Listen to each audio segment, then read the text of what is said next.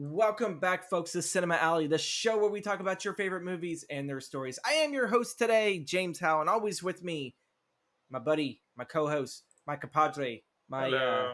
my big cheese. It's Chris Cupp. Yes, it is. Hello, everybody. I know. I kind of figured, you know what? Like, let's add a couple of extra titles. Chris deserves it for listening to me on a constant daily basis. You know, if we were getting paid for this, I'd definitely give him a raise. Yeah, I know. Now you're thinking about it. It's Yeah, like, wait, what? if we We were were getting supposed to paid. get paid? Oh my god! So, We did. folks, this is the bookend to our double feature month in October, with the Body Snatcher by Philip MacDonald and Carlos Keith. These were the guys who wrote it. Carlos Keith, though, I ended up figuring out right before recording. Something just told me do a little bit more research on the screenwriters. Carlos Keith, folks, is a pseudonym for the writer for I just fucked up my build up, but for the famed RKO producer Val Lewton. So Val Lewton, who produced this film, also co-wrote it. And doing a little bit of diving, because I never really I knew about his movies like The Cat People and some of the stuff that he did with Boris Karloff. I had no fucking include this guy was a novelist. Where he was from used to be, I think, like Russia or the Soviet Union, and now it's like modern day Ukraine, if I believe so. From the Russian Empire that is now Ukraine. And I legit thought Val Lewton had like a whole legacy, like long-spanning movies. And I know like we're kind of taking like a little bit of a left turn here, and we're like doing like a little bit of a Val Lewton history lesson. But yeah, I was so shocked at the few amount of films. Most of his stuff is all RKO, but he died at the age of 46 in 1951. And the movie we're covering today is one of his final films. And, you know, it's kind of sad because he's a very, very well-made producer. I've seen a lot of his films. I've seen The Cat People, The Isle of the Dead, Body Snatcher. I've seen Ghost Ship and The Seventh Victim and The Leopard Man. And you know, it's like you figured that there'd be more of this man's work out there, but no, he actually died pretty early for the reasons I don't know, because Wikipedia didn't tell me. So We'll just say not that I'm natural causes for now. At 46, I highly fucking doubt that. Let's not speculate on his I personal highly doubt. I'm sure he was a nice fella. Oh, here it is. It's right here. Apparently suffering gallstone problems. He had the first of 2 heart attacks that weakened him so much that he died. So that's very, very sad. That is very medicine kind of sucked, yeah. So you were screwed. But yeah, so Val Lewton, you know, came over to the U.S. at the age of 20. He had his very first book published by the it was called The Improved Road. And we're just going to quickly wrap up with Val, because the history lesson today that I was actually going to give you guys was going to set the mood for our film for today. So yeah, the Body Snatcher is a 1945 horror film directed by Val Lewton, and it depicts a body snatcher who is a person of interest that more or less actually just digs up graves and delivers the bodies to whoever pays them for it. I don't think it really has to be a doctor, but in this case, in the movie, it is a doctor. So it's like, I don't know, if someone wanted a specific dead body, you hire a body snatcher, and they went and they got it for you, for obviously a price. And I kind of figured, because Chris right here is repping Universal Horror. I'm not. I'm in my pajamas still. It's been a pajamas day. But he's got Bela Lugosi and Boris Karloff, the Universal monsters, Dracula and Frankenstein, among the others. This is the last film to actually have Boris Karloff and Bela Lugosi together. So Chris had to do a real quick wardrobe change. He had to. He just had to, you represent. know, represent the Universal monsters, the OGs, the 2 guys that started it. They started in the same year. Dracula released February of 31, and Frankenstein came out in November that was the year that the term horror was coined, or horror film was coined. The genre was born, um, apparently. So yeah, we're fucking hitting the roots, the origin of these icons in horror today. I guess you would say, Chris. Yeah. Yeah. This is a fun movie that you recommended, and I never heard of it before, and it was surprising. Like, oh wow, I kind of only associated Boris Karloff and Bela Lugosi with Dracula and the Mummy and Frankenstein, so it was cool to see them kind of in something else, and it wasn't like straight outward horror. It was more like just kind of like stalking, kind of a thriller. Psychological, play Yeah, with the shadows, kind of. Yeah. yeah. The It was horror a that should come back, and it normal kind of kind of does. monster. It does kind of come back in today's climate, because I do believe that if you really look at some of the independent stuff outside of, like the shock directors and whatnot, there are some directors that like to play with lighting, and they like to heighten the suspense of a scene. We were talking earlier because you really had no clue who Val Lewton was, so I had to explain to my buddy Chris here that he pretty much was the predecessor to Roger Corman. He was a great producer. He definitely knew how to stretch a buck. Always worked on very small budgeted films, because that was his forte. He could sit there and make a small budget look like something that Universal pulled out with what they did with Dracula and Frankenstein. Though I think Dracula did have a shoestring budget as well, but Frankenstein was the really big blow up when it comes to budget. And yeah, so Val was like the Roger Corman. He was a Roger Corman of the 30s before Corman came up, and I'm pretty sure Corman took Val Lewton's school of thought when it came to producing and making movies. Is that you don't have to have $500,000 or $1 million or any of that to do. He can do it as tight of a budget as he can make it.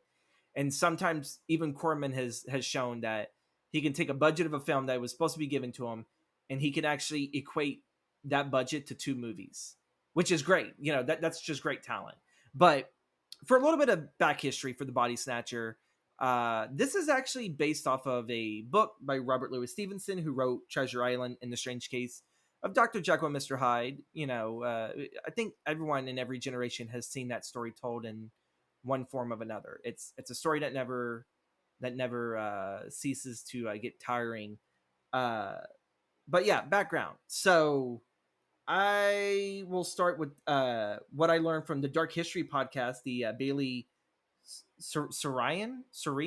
I actually have no clue how to say her last name. I do apologize. But it's episode 10 of the Dark History podcast, where we actually start with the 1788 Doctors' Riot, where again, I told Chris about this, so he's not all too much shocked. Maybe I should have kind of kept some of this a secret. Pretend, Chris. Pretend for the visual watchers. History, History. murder. Yeah. Dun, Yeah. dun, dun.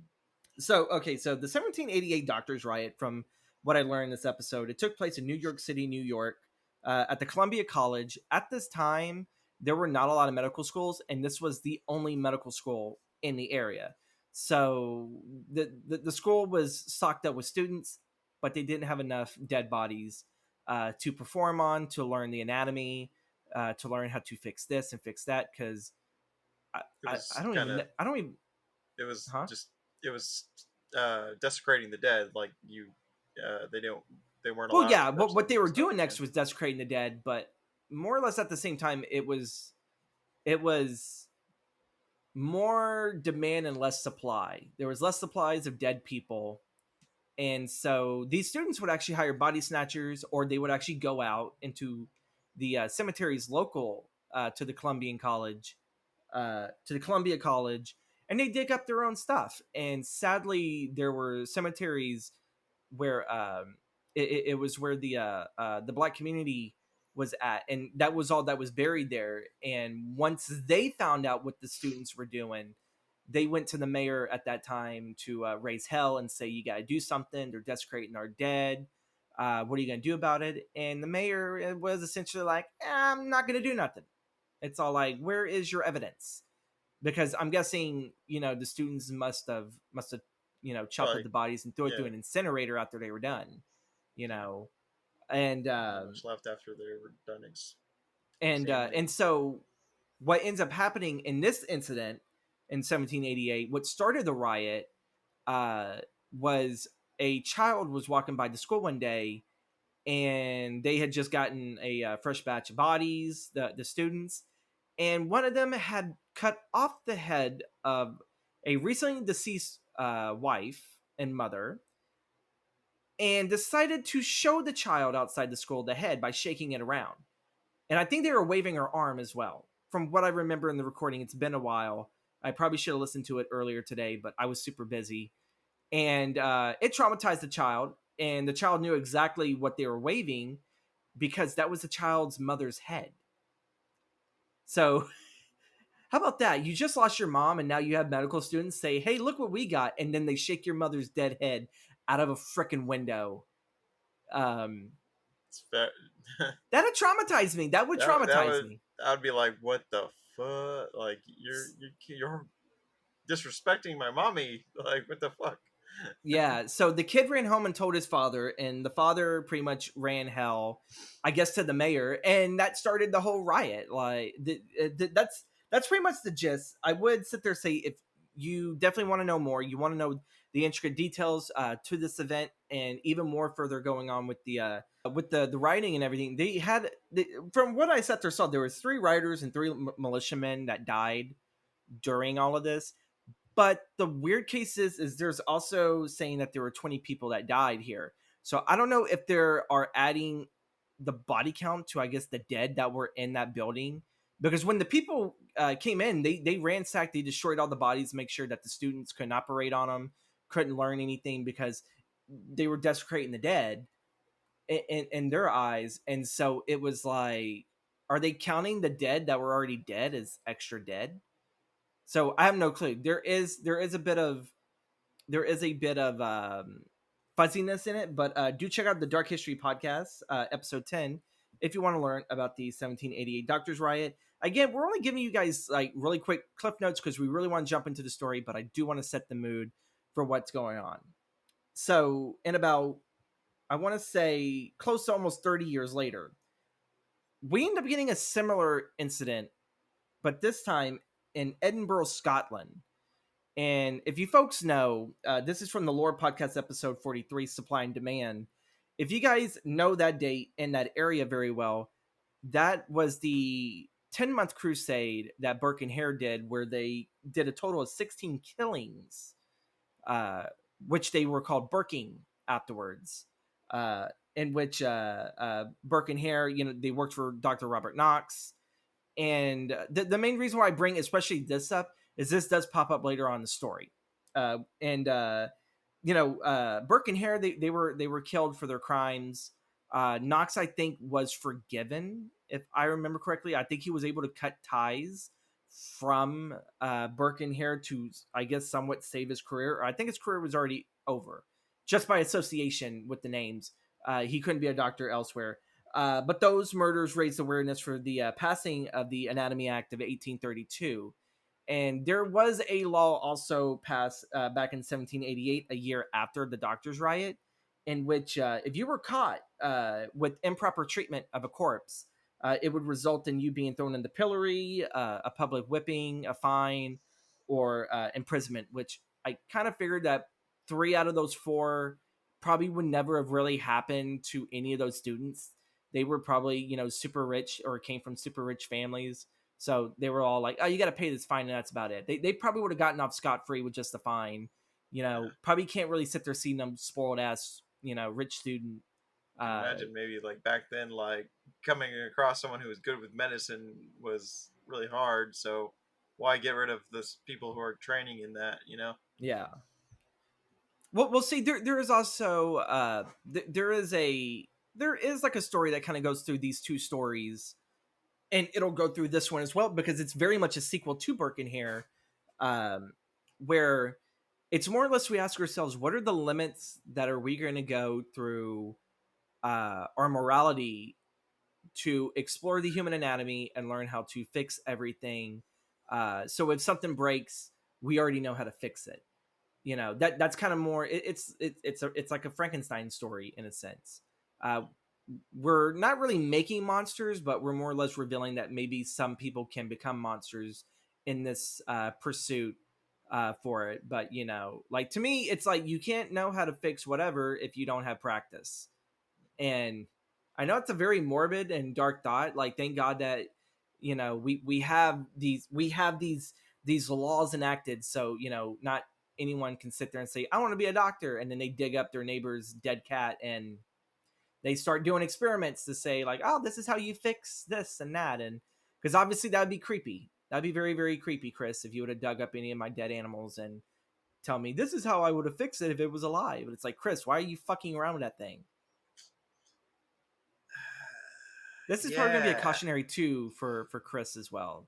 This is probably going to be Chris's hero's journey as well. totally not something I do in my free time at all. so again, this is a wonderful, wonderful Boris Karloff Bela Lugosi film. This is her final film. Sadly, you can actually see the alcoholism that tackles Bela Lugosi's life.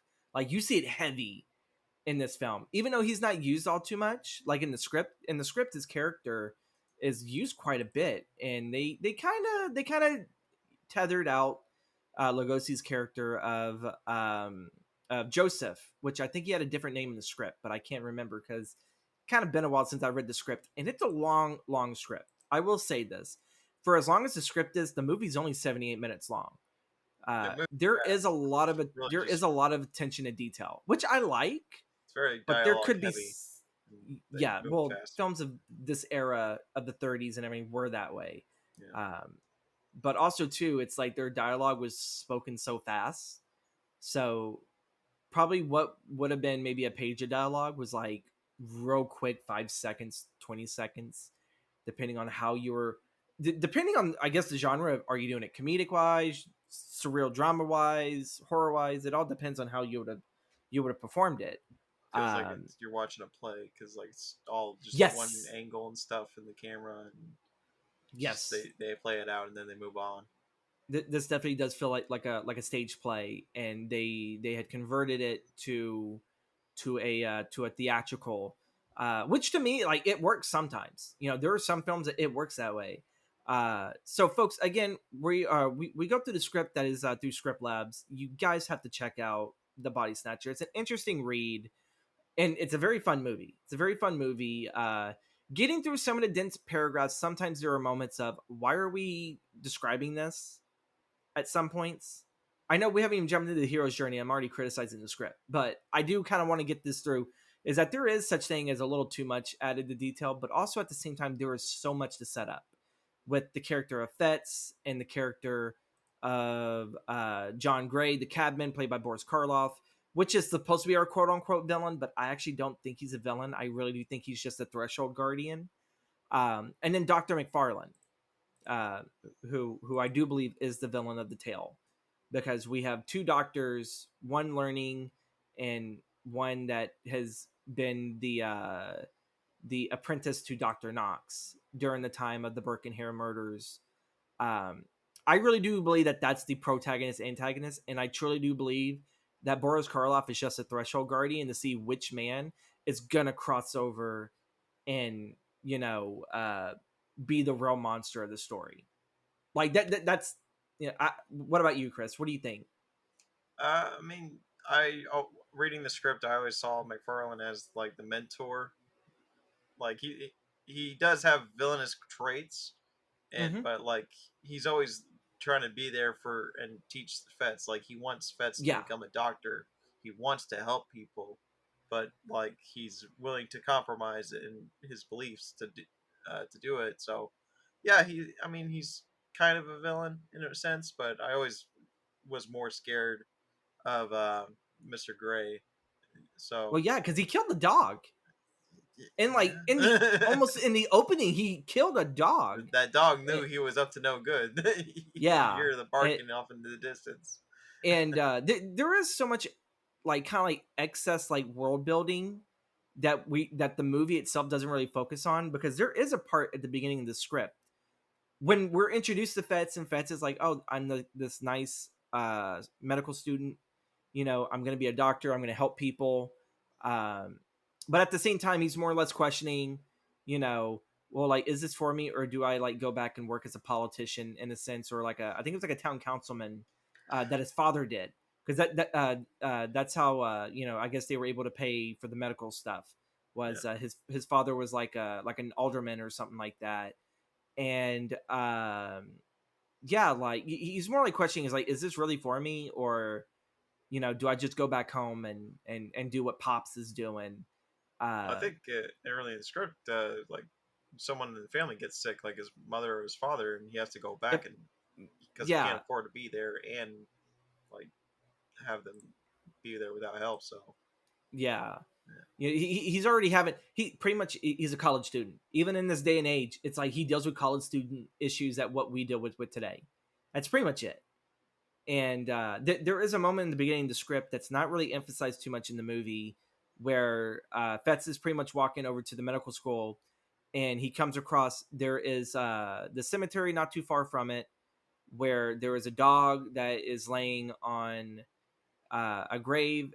It was the dog's owner, and it was like a child, and the dog has refused to leave that grave, and the mother kind of goes there, feeds the dog, and leaves gifts like flowers and whatnot for her deceased son. It's like this nice, really wholesome, bittersweet moment of like, oh my god, this dog misses its owner so much, and even then it's still such a loyal companion that it's gonna protect its owner even in death. Um, and later on, when they needed a body at that medical school to operate on, John Gray goes over there with a shovel and like just kills the fucking dog, and then he goes and he takes the body. So it's like kill the dog and then take the poor dead child, and it's like, wow, this is a 1940s movie. You would not expect something like this. Um, but that's getting just a little bit ahead. So yeah, the ordinary world, we're introduced to Dr. Donald Fetz, who's a medical student in 1831 Edinburgh, or Edinburgh. My bad. I don't know why I keep saying Edinburgh. I'm pretty sure people are like, it's Edinburgh. Um, and his call to adventure is pretty much uh, there is this little girl named Georgina that is brought to him. She cannot walk and she wants to walk. I think she was in an accident. yeah, Uh, like her that carriage turned over and her dad died, and Yeah, she kind of got injured, and I guess the tumor like grew on her spine, put yeah, pressure on it. and uh,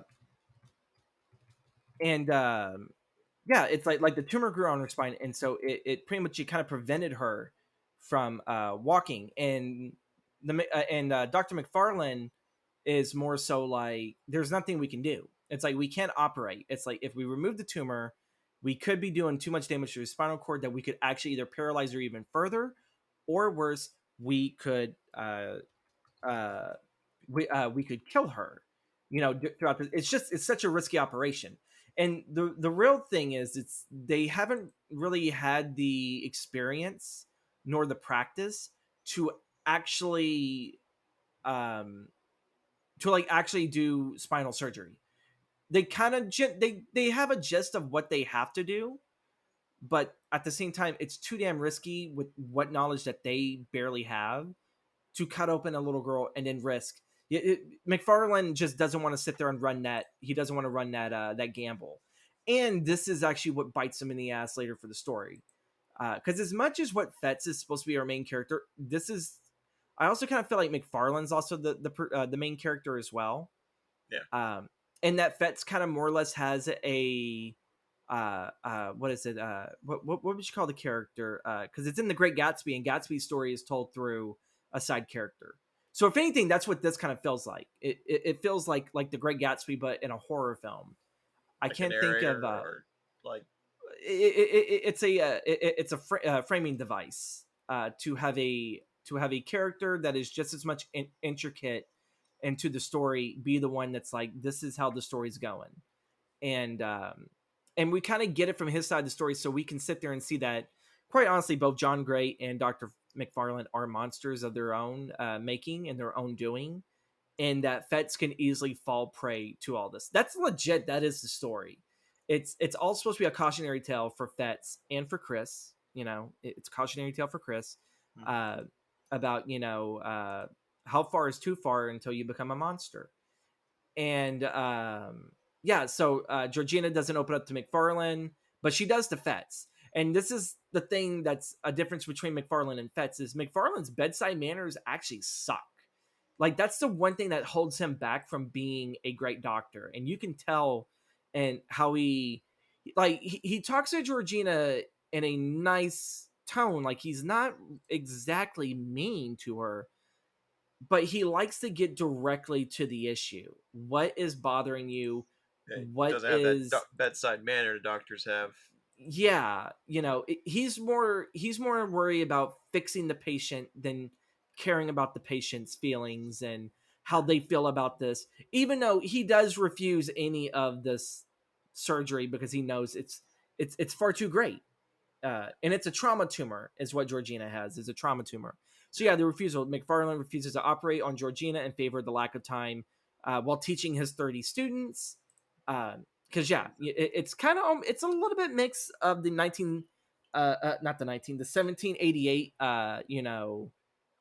Doctors Riot event where there's so many students, not enough cadavers to sit there and operate on, and there's only one teacher there. So Fetz ends up taking up because again, he doesn't really have the money to stay there, so he's getting paid to be both a student and a student aide uh, to McFarlane, which to me it's like that's a fucking win-win. I can't afford to attend this school nor the the facts of living in this city. Oh well, that's fine. You can just be my student aide. I can pay you, and you could still attend class. It's like I that's can't the afford you fucking lose you, man. You're the best thing I got going here. You know. Well, also too, he does look at Fetz as Fetz is probably out of all the students in there is probably going to be the successful doctor Yeah. and everything. But with his bedside manner and his eagerness to learn, to McFarlane, that yeah, I'm not a medical student. I've never ever thought about that, so I'm pretty sure it takes more than that. But in the sense of the story and timeline, it seems like those two things are great qualities to become a doctor. Um, and so yeah, with meeting the mentor, which is weird because yeah, you look at it as McFarlane is Fett's mentor, but this is really when we kind of get to know Gray a little bit more in the late evening, and we kind of learn a little bit of, well, where do we get these bodies that we operate on? Where exactly do we get these from? And I feel like it's not really more of an actual mentor character, but it's more of a tidbit of information that us as the viewers are fed, that while learning underneath McFarlane and being in the city, if you want cadavers to experiment on and to practice on and to learn the human anatomy, you have to have a business with Gray. And Gray kind of more or less tells him, it's like, I know exactly how much money I'm supposed to get paid for this body. I know exactly where the money is, and you know what? You seem like such a nice guy. I know that we're gonna sit there and have a long relationship. So already Gray is like latching himself on the He's a Fets. parasite. Very Very much so. like And he's got his little operation going on. He's not gonna have anyone risk it, his little money making venture. yeah. And it's good money apparently, because otherwise he probably would have went through other adventures. But yeah, but even Gray reminds him, is like, this will be the first of many meetings. And it's got to be the most creepiest foreshadowing ever. This is Boris Karloff again at his most serious and most scary. I've seen him in other stuff. I actually truly do think that this is probably his best role ever. Right next to playing the monster and Frankenstein, this is his second best role. Yeah, because he's Well, that oh no, scratch manipulator. that. Once you put the Grinch up there, probably Frankenstein monster, the Grinch, and then probably John Jim Gray. Carrey's the Grinch. What? You do know that Boris Karloff did the voice of the Grinch in the original cartoon, right? I did not know that. Holy fucking shit, Chris! Chris just became an adult today. He just sat there and learned a huge fucking secret. Yeah, you don't hear the voice in the narration? Yeah, that's Boris Karloff. So like, yeah, it's probably Frankenstein monster, Boris Karloff in the animated uh, Grinch movie, the very first one, and then you probably got John Gray. So those are like probably his top 3 tier, roles right there. John Gray's Um, probably the scariest because he's the most real. Like he's the kind yeah, of person yeah, you he would he. meet in today's age. Like he's the But I evil. also do think that when most people associate Boris Karloff, you're gonna one side's gonna say the Grinch, the other side's gonna say Frankenstein monster. So that's why I think Gray at least has to make top 3. Okay, Okay. okay. Chris is just giving his damn look. It's all like freaking whatever, man, whatever. But yeah, so again, like a lot of the first act moves pretty fast. You get your establishments of McFarlane, of Mrs. Marsh and Georgina, who is the caretaker of the little girl. Fetz and Gray. These are pretty much our main characters that we're going to follow, or main and supporting. We will meet another supporting one later on, which is McFarlane's love interest. But in Crossing the Threshold, Fetz starts working in McFarlane's class. And he makes a promise to Mrs. Marsh that he will get McFarlane to do the operation to Georgina. And again, he's locked himself in a fucking situation that really he has no control in. And this is like probably one of the few times with Fetz where it's like, oh my god, Fetz, like shut up. McFarlane does not know how to do the surgery. It's sad that the little girl won't be able to walk, but you are putting so much stress on your fucking teacher, and he's already having to teach, 30 students, and now house your ass and pay your ass. It's like, I think he's done enough. Well, Um, I mean, it's also like you're known as the doctor in the area. Like you're the most yeah, knowledgeable person. Probably the people have referred her to him because he's so knowledgeable on yeah, and is the person most likely to help. And he's not a practitioner. He doesn't actually practice the stuff he teaches, yeah. and he doesn't have that confidence in himself to like And there's actually a reason heal. that pops up later too. Why is he only a practitioner? Why does he not sit there and take care of the sick and the broken and everything, the physically broken, not the mentally broken? That's a different doctor. But like, yeah, why doesn't he do that? And that's pretty much kind of like the crux of his character. um and again, like, you wouldn't think that a character like that would exist in a horror film of this time, but this film is actually, quite ahead of its time. um so yeah, so we go into our test allies and enemies. With Fetz confronts McFarlane once again, asking him, like, we have to do the surgery, we have to do this. And it's like, no, it's like, I can't do it. They're having this constant fight, one after another. In between this time that Fetz is like on his way to there and then runs into this marsh, he learns about the dead dog and everything. So it's like all this nice happiness that came in, like John Gray has completely become a dark cloud. um and what is it,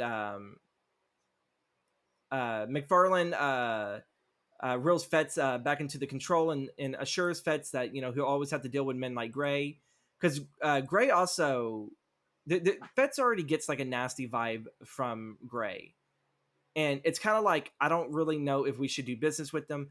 But McFarlane's all like, who else is there? It's like, we have to work. Like, the relationship that a person like Gray is someone that every doctor has to deal with, which I highly fucking doubt every doctor deals with a body snatcher. Um, but I guess in Every other this doctor timeline, does it himself. He goes out and gets his body himself, like a real man. but even in, how many doctors at that time actually really did that though? You know, um, I'm pretty sure it happened more often in the city limits than it did in the country. I'm pretty sure. But yeah, so McFarlane goes out to lunch, and he has Fetz go with them, and they are disturbed by Gray.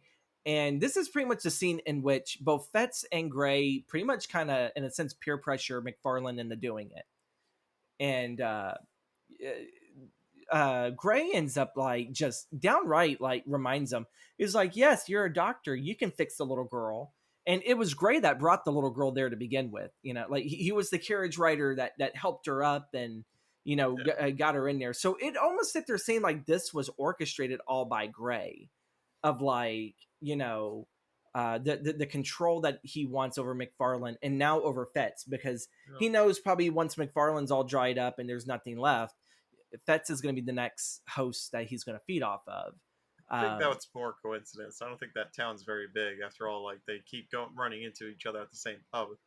It could be, yeah, it could be coincidence, but But I like like my theory better that John Gray is not as dumb as you think, and that he probably kind of orchestrated all of this. He knew the he's, woman's condition, and I mean, he actually yeah, knew the reason why McFarlane is not like he's a practicing doctor, but not an actual doing. Even though what doctors do today is called practice.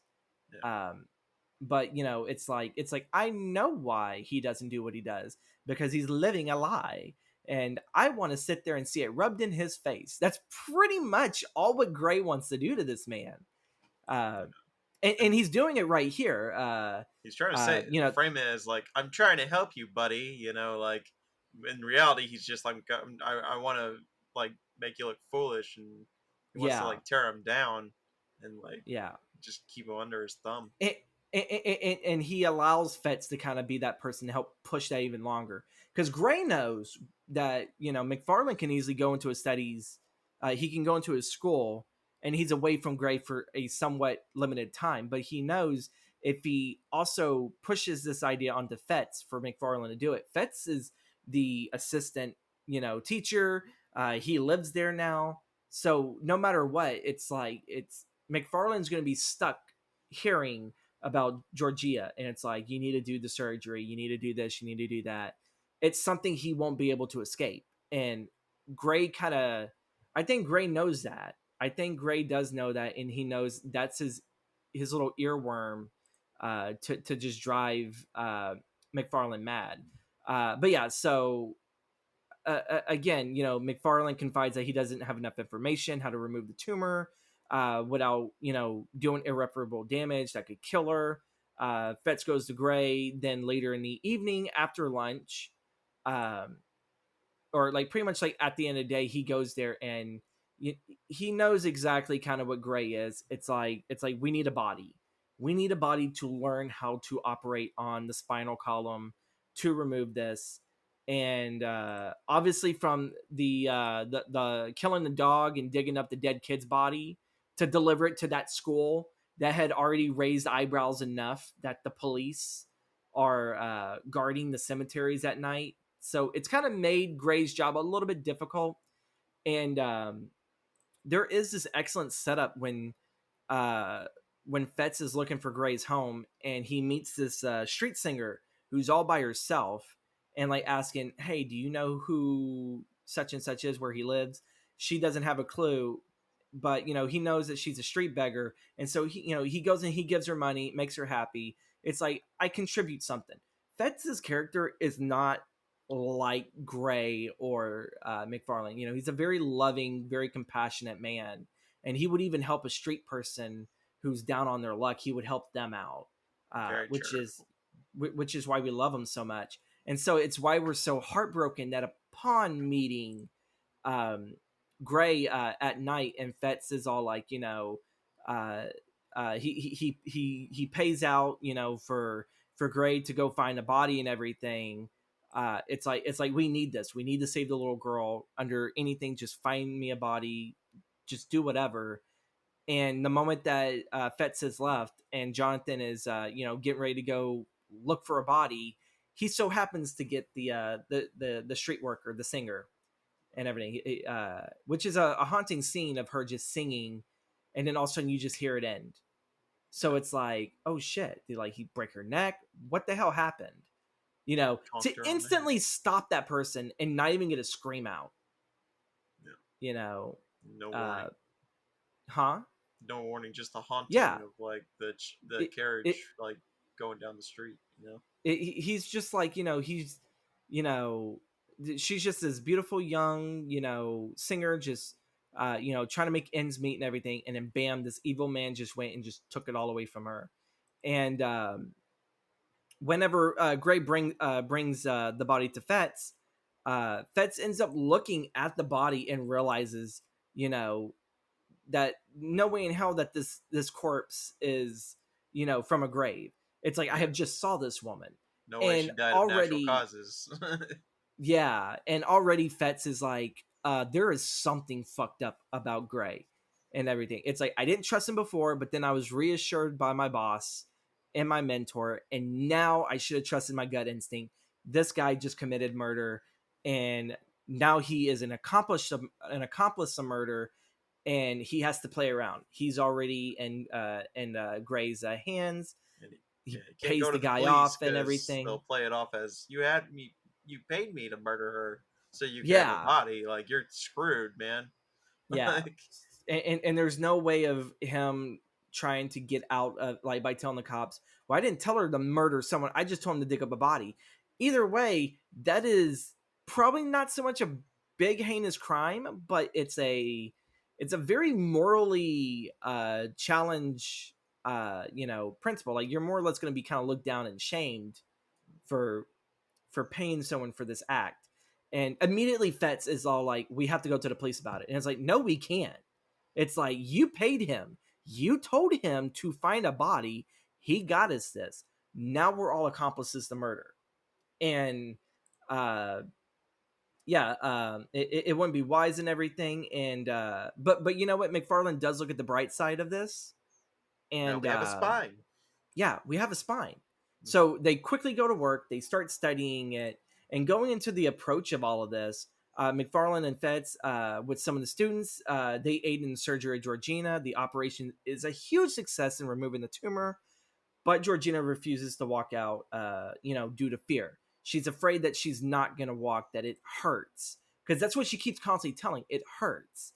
And it's like, well, what exactly hurts? And she doesn't really know where the pain is, and McFarlane just gives up completely. It's like they've done everything, they become accomplices to murder, and McFarlane feels like he's done everything, but the girl just won't walk. Even though everything is put together, she's fixed, but the girl doesn't feel she can.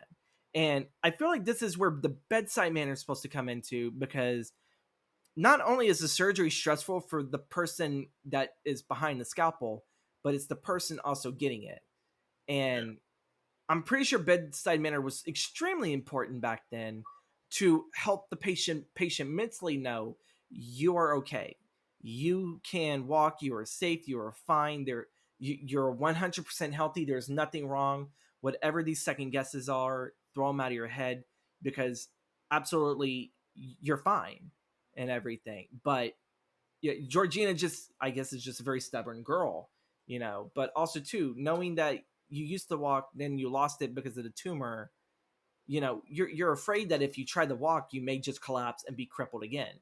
It's that, I guess, it's that thought and that feeling of, I'm afraid to try for the sake of failing again. Yeah. I always thought it was more of, well, she's probably been paralyzed for a better part of a year.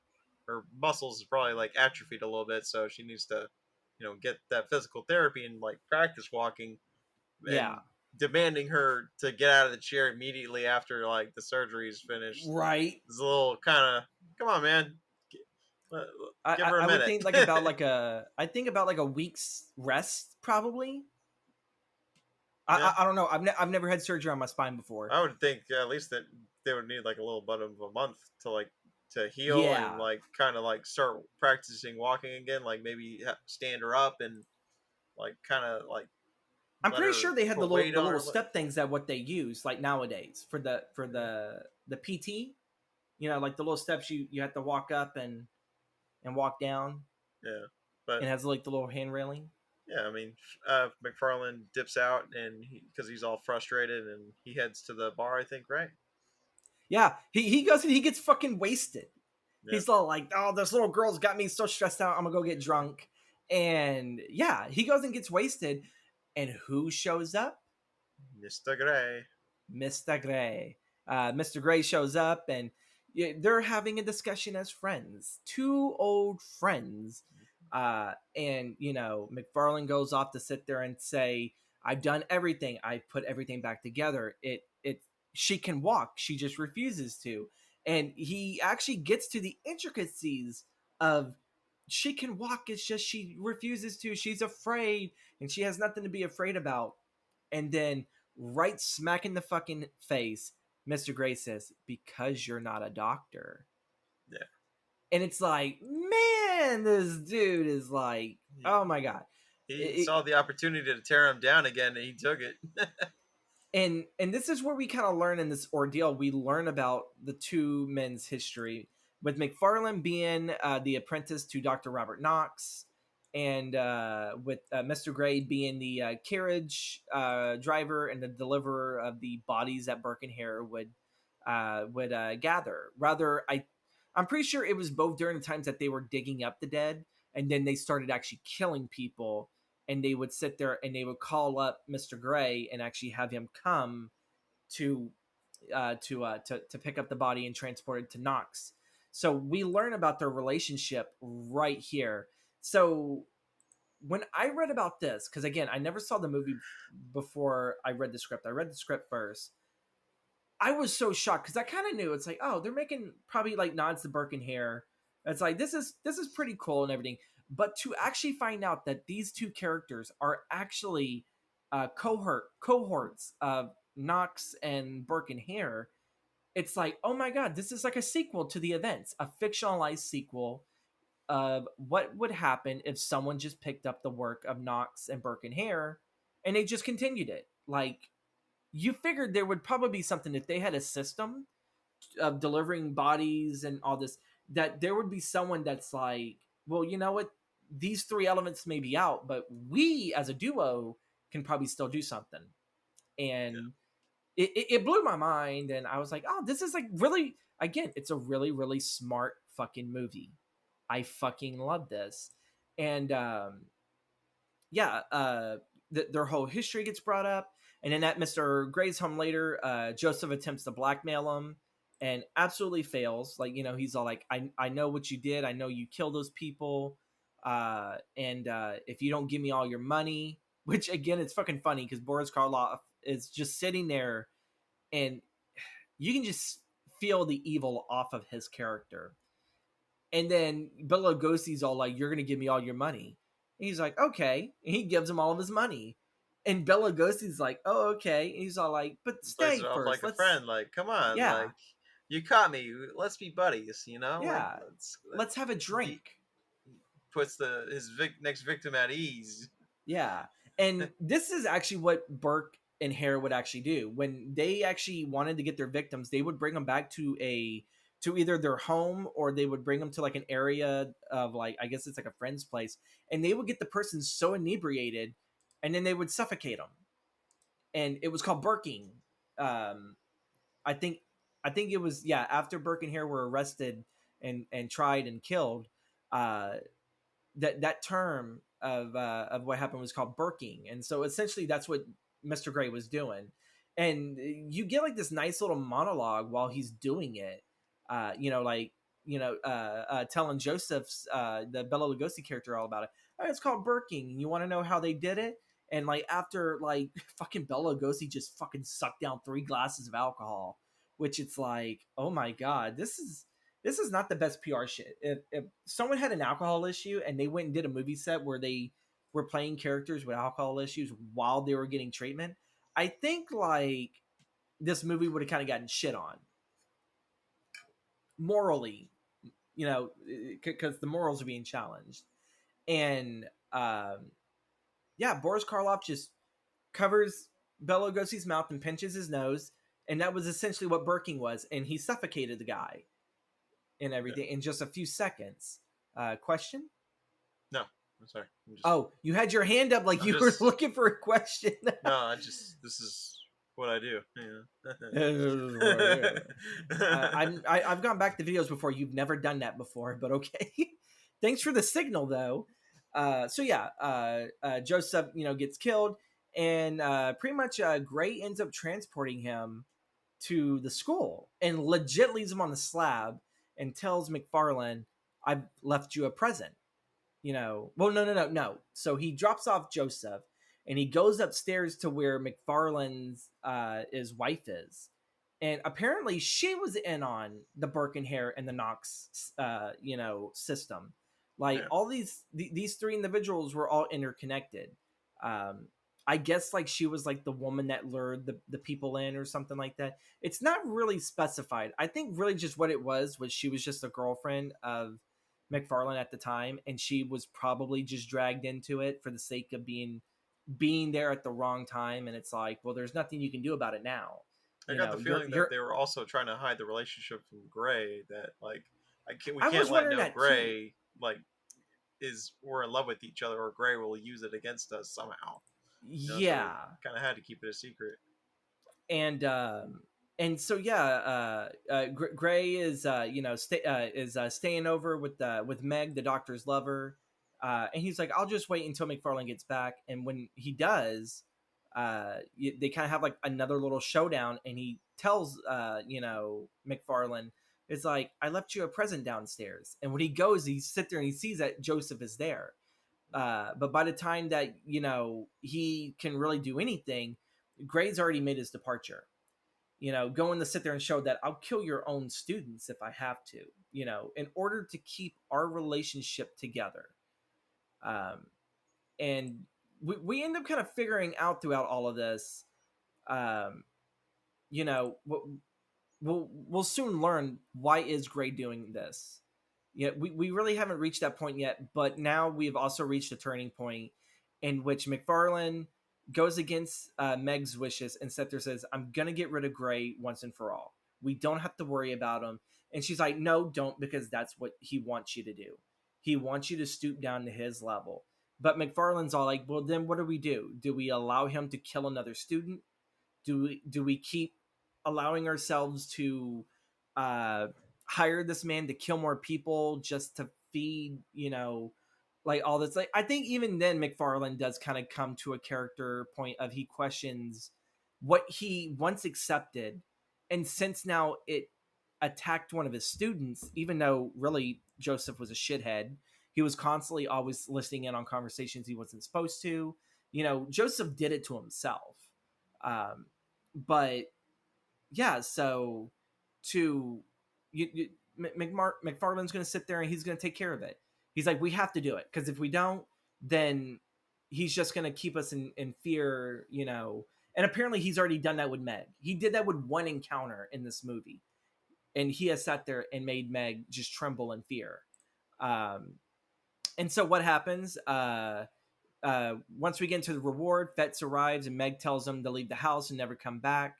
And she reveals the entire history now to Fetz, so Fetz is informed that his professor was a part of the Burke and Hare and Dr. Knox affair, and that Mr. Gray and herself were also included.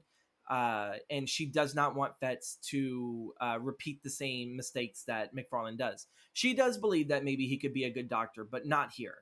Not learning by McFarlane, because even if you keep learning by McFarlane, and even by McFarlane's goodwill, you will still repeat the same sins that he has committed over and over again. And she sees it as a pattern, and she wants it to end. And she's telling Fetz to leave, uh, and he ends up doing so. He's like, okay, fine, I'll leave. And it's like, wow, really? That's very quick. It took a woman to tell you it took a woman to tell you, it's like, you need to get out of here. It's like, because anytime McFarlane or Gray would have probably sat there and said that, or any other sign he would have got, he would have ignored it. But He's Meg, like, this is the having Meg first tell him, rational reasoning person that's told me to get the fuck out of here, so I will. exactly, I guess so. So yeah, so it sit there seems like our character Fetz has left the story, not exactly, but he's left the story. But at Mr. Gray's home, McFarlane has confronted Gray, and there is this final confrontation. Why are you doing this to me?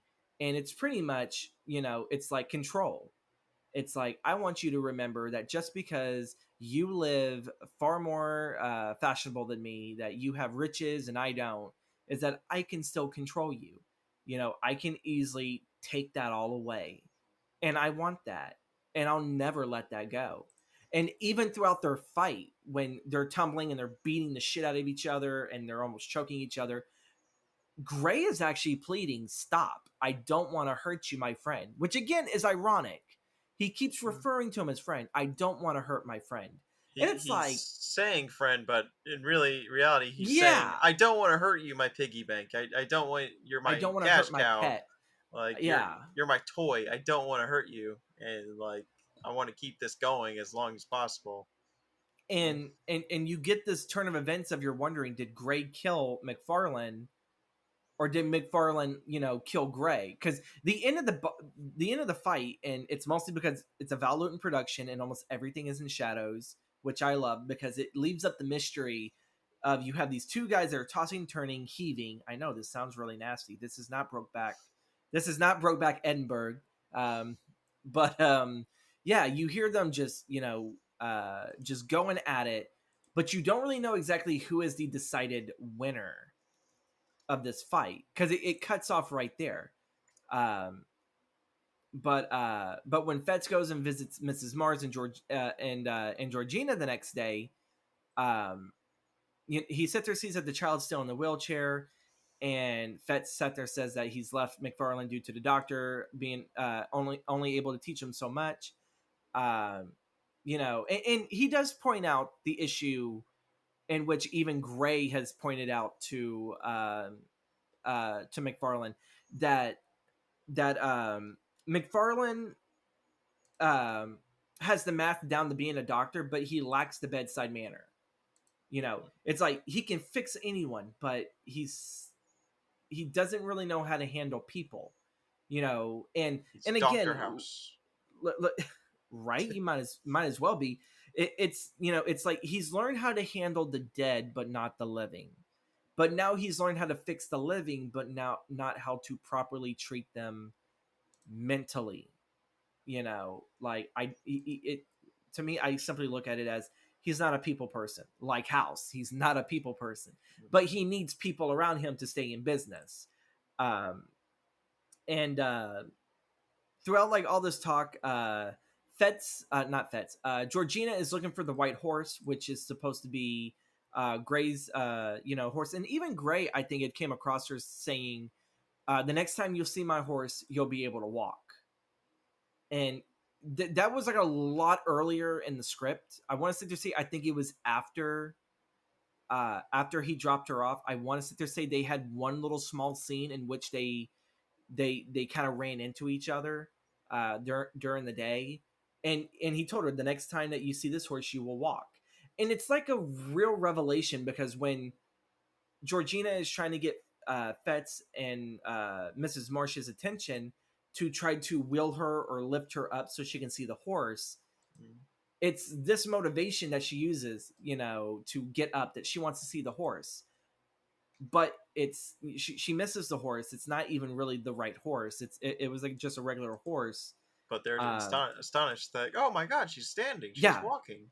like the whole time that she's trying to look for it and trying to lift herself up, she actually does get herself up.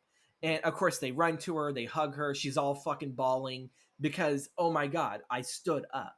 It's a miracle.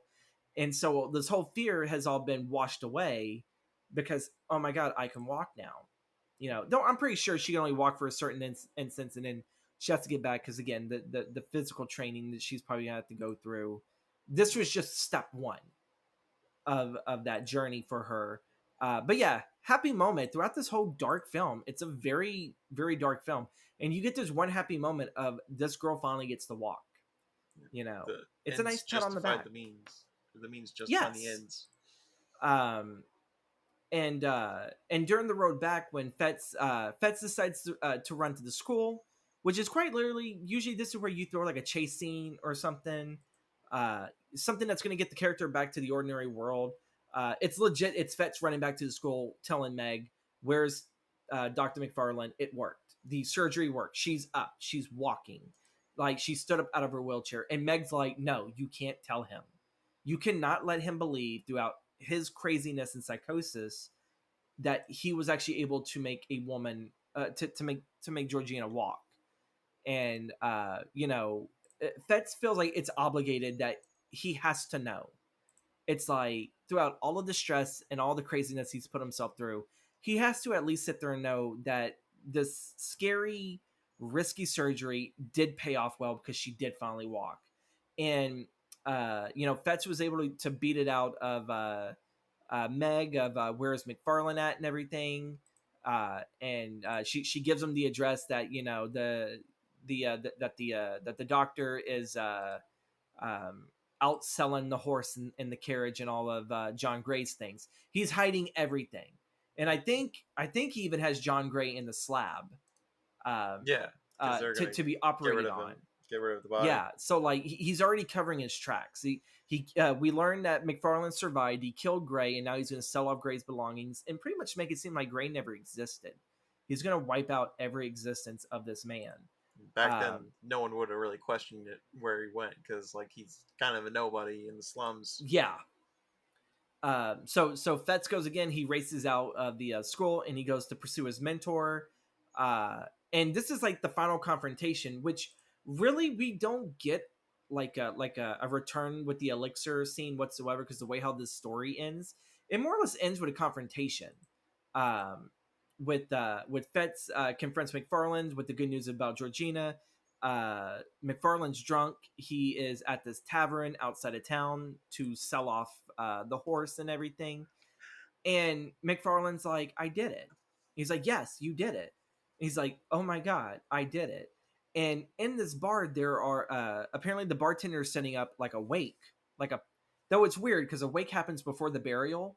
So this is like a post wake or a Yeah. post burial wake. I don't really know how often wakes actually happened after the burial, but this is supposed to be a place where this family was supposed to mourn. They just lost a loved one. Yeah. And we actually sit there and see that McFarlane has lost his fucking rocker. He's become Mr. Gray. Because whenever they come in and they hear about through the gossiping about this dead person, it's like, oh my God, do you hear that? It's a fresh body. We can easily use that for the school. And Fetz is like, no. It's like, I don't think that's a good idea, sir. He's like, come on, let's do it. So he drags Fetz out and they go and they dig up this dead body. And Fetz keeps telling him, sir, this is not right and everything. We don't have to keep doing this. But it's McFarlane's controlled by this madness that has overcome him of being correct and killing Gray. It's Like knocked we him can off his do it rocker. better. Like we don't need to cross the lines the way Gray did, but like it's Yeah, obvious like from the lesson of the movie is this is a slippery slope that you know you won't come back from if you cross it. yeah, and yeah, that's obviously that is the lesson. And Fetz is trying to tell his master, no, this is not how we're gonna fucking do this. And he just flat out, he's like, we're gonna do it anyway. I kind of feel like in modern day, this would be Danny DeVito. It's a bad idea, and it's like, and I kind of know it, but we're gonna do it anyway. So the storm is running. Uh, Fetz and them are in the carriage that apparently was not sold. And the group of mourners were called the McCreadys. Uh, I have it down here in my notes, and I completely forgot to mention that. So yeah, they go and they fetch the body. It's like this huge major storm, and there's not enough room to actually fit this body in the back of the stagecoach. Which to me, it's like, well, then how the hell did Mr. Gray get these bodies transferred? If there was not enough room in the back of the stagecoach, it's weird. I, Yeah, I don't remember the reasoning for that, yeah, and I but mean it's like let's like obviously for the payoff at the end of the film, it was what the payoff of what was going to be McFarlane's doom. But mhm. to sit there and say, oh no, it's not going to fit back there, it's like it's a fucking carriage. It fits 4 people. It can fit one dead body. Like just diagonally place it. I've moved shit from place to Maybe they place had like before. Just sit there and tools know. or there were other supplies back there before he could like get I switch them guess. out. But So yeah, maybe. Fetz and McFarlane are in the front seat, the little front carriage thing, guiding the horses with the freaking dead body, and it's almost like Weekend at Bernie's, but Bernie's is wrapped up in a fucking cloth and everything. It's like you're telling me people aren't going to question this. It's like I'm pretty sure there are going to be people looking at this carriage rushing through, and there is a dead body in the front end. I was like, people are going to be asking questions. Um, but I guess if they took back roads, no one would. Yeah. So yeah, throughout all of this, the McFarlane starts to get an uneasy feeling about the body. And he ends up pulling over and asks for the lamp to be lit. Which to me, it's like, this is kind of a bit of a bad time in a storm to fucking have a lantern lit. You should have had that done to begin with.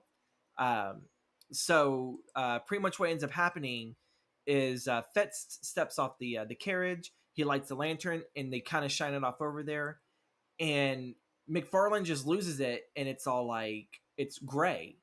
Like, he sees that body is gray, but Fetz doesn't see it. So through all of this psychosis, which again, this kind of feels like an Edgar Allan Poe story, not so much a Robert Louis Stevenson movie. This feels like something you would read from Poe. But our antagonist, our villain, mentor, as Chris put, he goes insane. He thinks Gray's there, and the horses go crazy, and they ride off, leaving Fetz behind.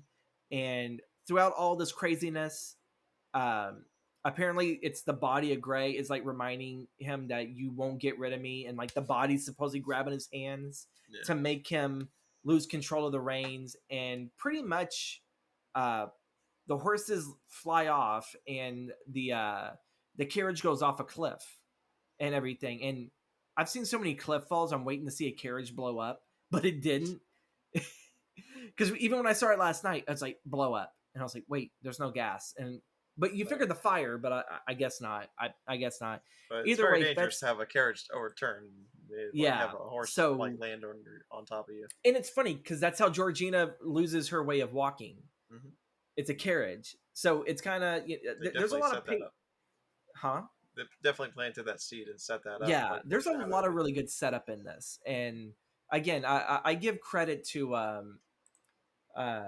I give credit to Philip MacDonald and Val Lewton for writing this.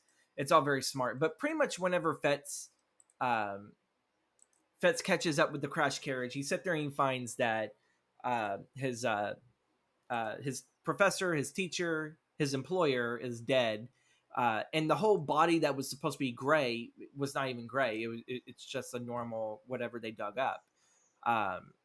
And yeah, that's actually how the movie ends. That's it. Like, there's no other happy ending. The happy ending already came, and now we're left with this. We're left with the last bit of Burke and Hare dying off. So in a sense, we kind of hope that history won't repeat itself, and that Fetz will hopefully be a very great doctor somewhere else down the line.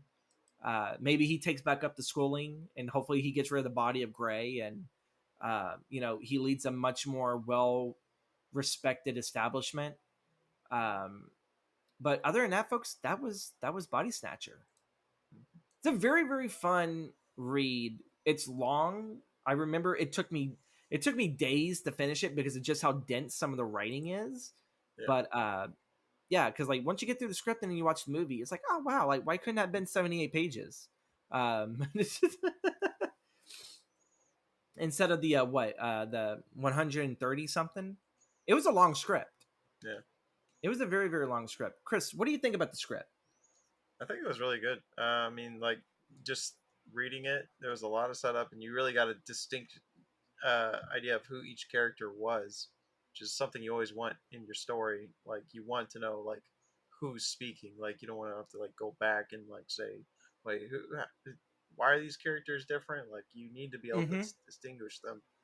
And, like, you could see, like, even before watching the movie, when you're reading the script, you could see like just how slimy Gray was, and you could see like how much of an asshole McFarlane is.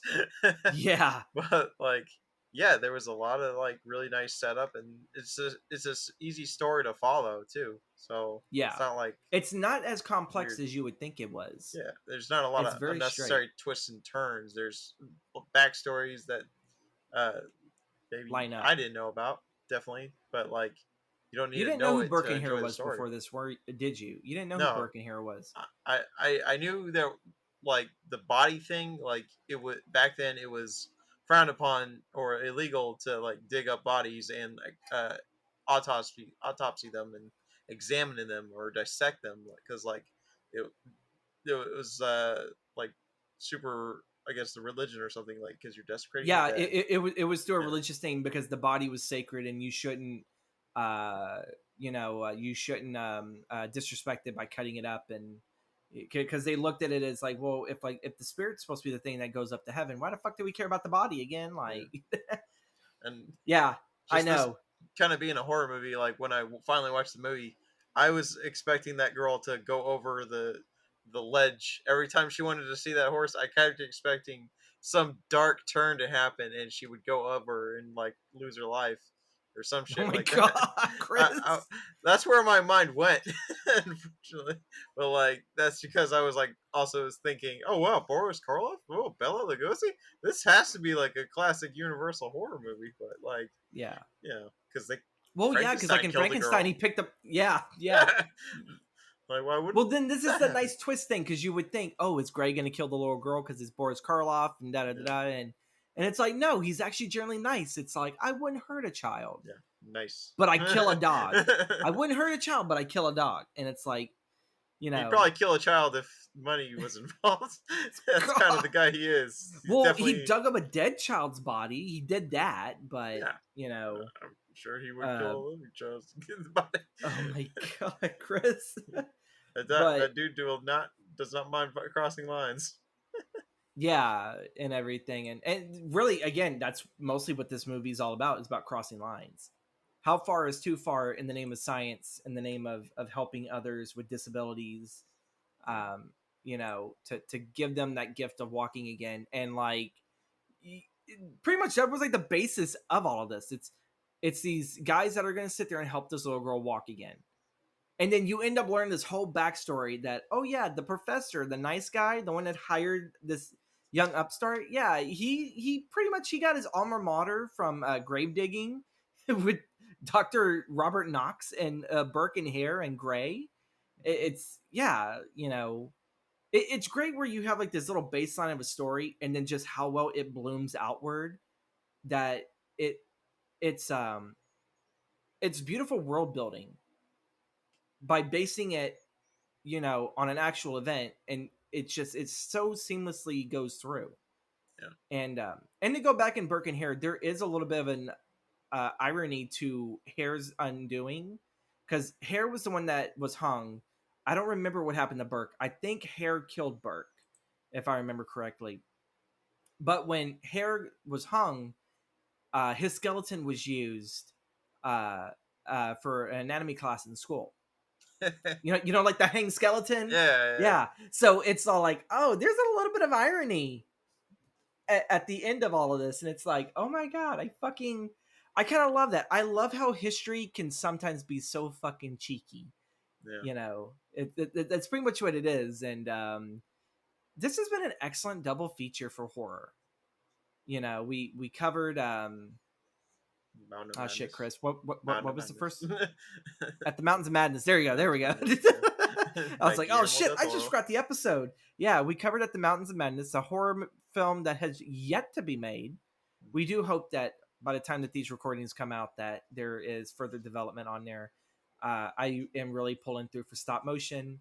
I know you're not, but it was nice to sit there and have something that is a little bit new, and then we cover something a little bit old.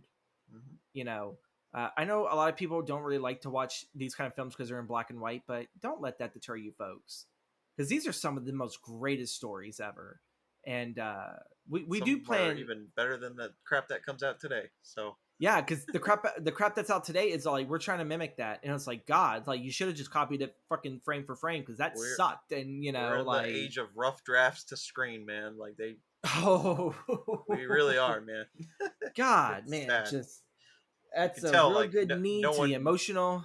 yeah, no one edited this. No one like did a second pass. They were like, okay, this is great, good enough. Makes zero sense, but let's put it on there and put but a but billion also dollar budget too, on it. I do really believe that what really set a lot of people back from just making movies just for the sake of making movies the way that we do today is, one, our stuff is digital, so you didn't have to worry about the price of, ah, shit, how much film do we got to buy. And then, because it's like what a professor said, it's we have that luxury that we can film as much as we want and not have to worry about that cost. It's more or less, it's all like the time of the fucking DP and the cinematographer and all the other stuff.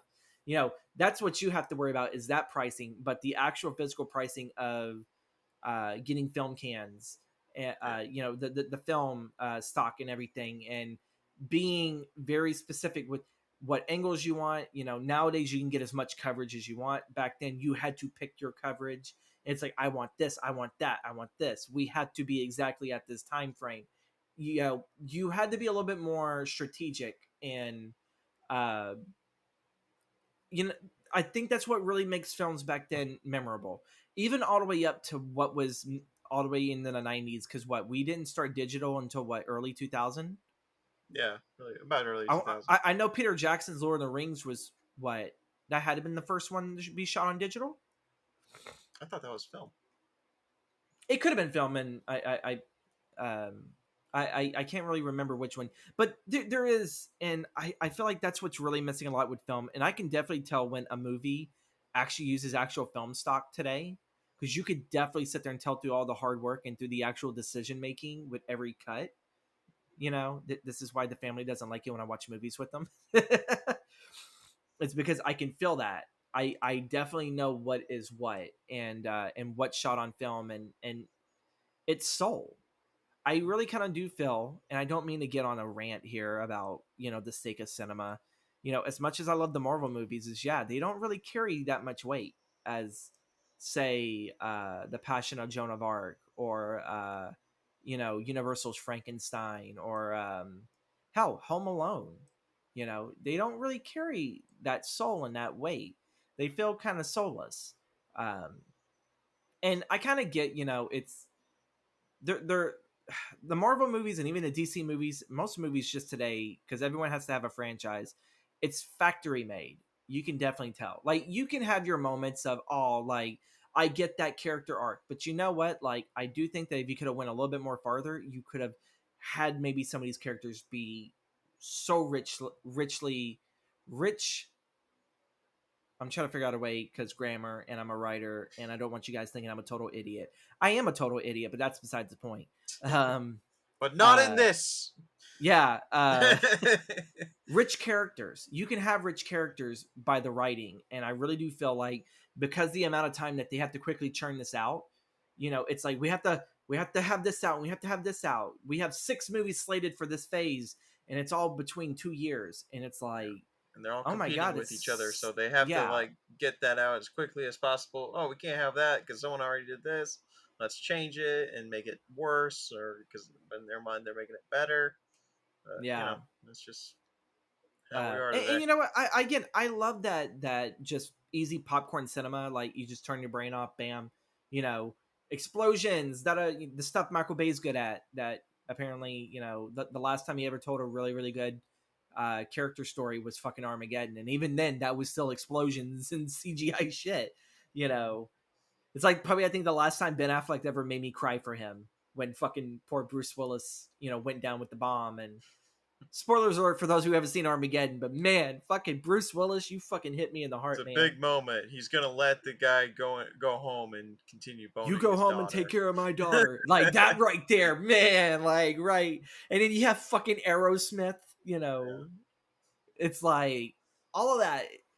I kind of really wish he did movies like that again. Now, I heard the recent Bad Boys he did, that was actually really, really good, but he's gonna have to pull out a string of really, really good character stories to me. Kind of like how Spielberg does. But that's all what Spielberg does to begin with, his character stories. It's the same thing like Scorsese. And I hate to sit there and say I'm one of those people that agree with Scorsese on Marvel films and comic book films in general, that he's like, I don't consider them cinema. It's like, yeah, kind of in the sense they aren't. If you really look at cinema as an art, it's not really an art. It's a lot of CGI. Um, Yeah. I It's know just art's horrible only interpreted by CGI. whoever, but I kind of agree with that. Of, you know, um, I know what cinema is, and I definitely know it's not what Disney used to be. Like, back then, yeah. When you looked at some of their older movies, yeah, not Song of the South. Get rid of that one. That was a terrible one. Um, and but yeah, everything is so factory machine made. I guess, through all that rant, that's, nothing really cares so much soul. And speaking of soul possession, for those of you guys listening, that would be an excellent film to watch during uh, Halloween, during the month of October. It definitely gave me an existential crisis. That's for fucking sure. It scared the shit out of me. But yeah, Chris, do you have anything else before we wrap up? Since this is Halloween, I think you guys should check out some old classic movies that no one probably hasn't seen in a minute. Uh, mainly, Like Scream? yeah. Well, not Texas not Chainsaw Scream, Massacre on but Netflix? like go out and watch some classic horror movies. You know, like just go watch the old Universal horror movies. I'm pretty sure they probably got those streaming now somewhere. I think they're on Peacock. I think some of them are on Peacock. Peacock. Yeah, I know every now and then Shudder does pick them up. yeah. They'll pick them up for like maybe about like half a month, and then they'll release them back to their rights holder. Go watch some like classics and like the remake of the Invasion of the Body Snatchers or the '80s Blob. You know, go watch some classic horror movies and have some fun. You know, And tell us, what do you think about them? yeah, Because I always love hearing other people's perspectives of classic cinema, not just classic horror, but just classic cinema in general. I love to hear other people. It's you know their reviews or opinions yeah, on what came before and what were the building blocks. And but yeah, watch more classic films. yeah, man. So Chris, where can the people find you on the socials? Zealous Slacker, All Twitter, over. website, YouTube. Eventually, hopefully, You have the before this website video. back? It's still up. It's just I haven't added anything in a minute, but I'm gonna be changing that soon. So hopefully, there's gonna be more content by the time these podcasts come out. So Hell yeah. It's gonna be the thing that just rebirths your website. yeah, It's all thanks to me, because I brought you on here. I'm fuck I with you. I'm not I taking owe all that damn everything credit. to That's too much James. freaking pressure. Don't put that on me. People already everything think I'm an is asshole. I don't need them to know I'm a everything is mega. thanks to you. I Oh my god. praise you. Your birth? Never mind. Never mind. Never mind. I was gonna go like your birth is thanks to me. Okay. Like, I wasn't even born yet when you were Come swimming on, around. Toddy. You wouldn't be here if it weren't for me. Oh my god, folks! You can find me at the Gothic Storyteller on Twitch, Instagram, TikTok. I think I named all of those right. God, that was a really good spot on impression of Karloff's character. That was pretty damn good. And with that, folks, usually I always say don't stop watching movies, but for this once, don't stop watching classic horror movies. We'll catch you next week with Knives Out, and we'll see you later, folks. Bye bye.